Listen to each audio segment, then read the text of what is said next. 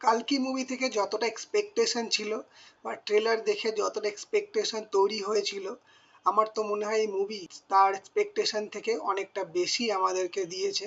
হ্যাঁ, এই movie প্রভাসের movie, Prabhas এই মুভির জন্য ৮০ কোটি টাকা চার্জও করেছে, আর ৩ ঘন্টার মধ্যে ১.৫-২ ঘন্টা তো প্রভাসকেই দেখা যায়। কিন্তু এত কিছু সত্ত্বেও কিন্তু এই মুভি কিন্তু প্রভাসের মুভি না। হ্যাঁ, প্রভাসের হাত ধরে ইন্ডিয়ান সিনেমা অনেক হাই পয়েন্টে দেখেছে।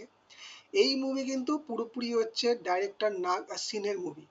নাগ অশ্বিন এই মুভির জন্য যে প্রচুর খেটেছে, দীর্ঘদিন ধরে যে এর উপরে কাজ করেছে, তার যে ভিজুয়ালাইজেশন, সেটা অন স্ক্রিন সেটা দেখানো, আর একটা পৃথিবীকে একটা বেশ সুন্দরভাবে একটা ডিস্টোপিয়ান ওয়ার্ল্ড যেরকম তুলে ধরেছে, এর আগে কিন্তু আমরা ইন্ডিয়ান মুভিতে এর আগে দেখতে পাইনি। আর নাগা সিনের পরে যদি কাউকে ক্রেডিট দিতে হয় তাহলে সেটা হবে মিস্টার অমিতাভ বচ্চন আর কমল হাসান।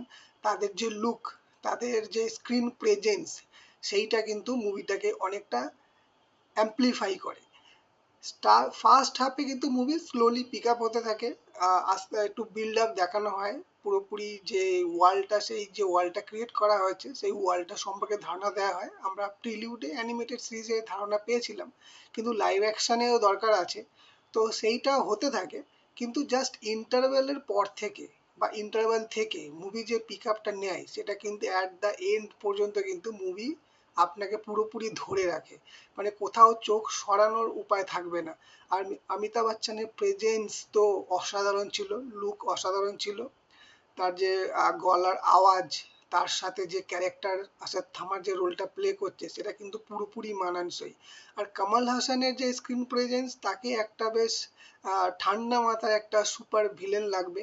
যদি এখানে তার ভিলেনিস রূপটাকে খুব বেশি তুলে ধরা হয়নি, সেটা আমরা পরবর্তী ইউনিভার্সে দেখতে পাবো, যা যে সিনেমাটিক ইউনিভার্সে। কিন্তু তার স্ক্রিন প্রেজেন্স কিন্তু হেভি ছিল। এমনিতে কামাল হাসানের বলার স্টাইলটা একটু অন্য ধরন, তো সেই সব মিলিয়ে কিন্তু বেশ একটা মানানসই লাগছিল। আর যে অ্যাকশন সিনগুলো যেগুলো এখানে দেখানো হয়েছে, সেগুলো কিন্তু রীতিমতো গুজবাম দেওয়ার মতো। বিশেষ করে মাঝে মাঝেই যেরকম এর মধ্যে মহাভারতের কানেকশন কিছু সিকুয়েন্স, কিছু সিন তুলে ধরা হচ্ছিল, সেগুলো কিন্তু রীতিমতো গুজবাম দেওয়ার মতো। ভগবান কৃষ্ণের যে রোলটা প্লে করেছে, তার কিন্তু বডি ল্যাঙ্গুয়েজ সুপারব ছিল। সম্ভবত তার নাম কৃষ্ণ কুমার বালাকৃষ্ণন। সাউথের বেশ কিছু, তামিলের বেশ কিছু মুভিতে তাকে দেখা যায়। তাকে মোটামুটি এখানে তার মুখটা দেখানো হয়নি, কিন্তু হ্যাঁ, সব মিলিয়ে মুভিটা একটা অসাধারণ, অসাধারণ ভিজুয়ালস, আর নতুন মানে অ্যাকশন সিকোয়েন্সগুলো খুব সুন্দর করে তুলে ধরা হয়েছে।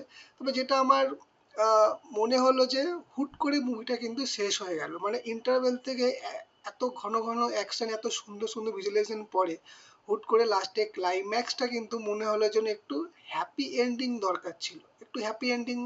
তারপরে সেটা যদি পোস্ট ক্রেডিটে যদি আরেকটু রিভিল করা হতো, সিনেম্যাটিক্স ইউনিভার্স এখনো বাকি আছে। এক কথায় বলতে গেলে মুভি অসাধারণ। অবশ্যই পরবর্তীকালে আরও এর সিনেম্যাটিক ইউনিভার্সে আরও কিছু মুভি অ্যাড হবে, যেরকম ধীরা এই মুভির সাথেই এই সিনেম্যাটিক ইউনিভার্সেরই একটা পার্ট।